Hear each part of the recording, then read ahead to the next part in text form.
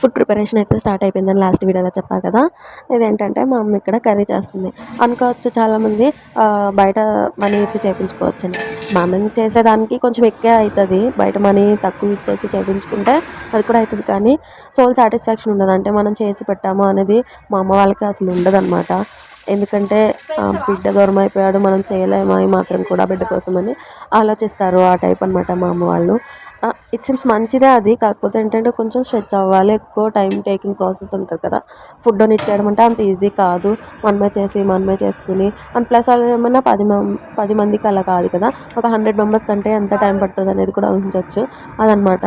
ఇక్కడ ఏంటంటే మా అమ్మ చికెన్ కర్రీ వండుతుంటే చికెన్ కర్రీలో ఉప్పు ఎక్కువైంది, కారం ఎక్కువైంది అనుకుంటే మా డాడీ టేస్టింగ్ సెషన్ చేస్తాను. నేను కూడా ట్రై చేసా కానీ ఉప్పు కొంచెం ఎక్కువే అయింది. మా అమ్మకి గైడెన్స్ ఇస్తున్నా ఎలా చేయాలి అని చెప్పేసి.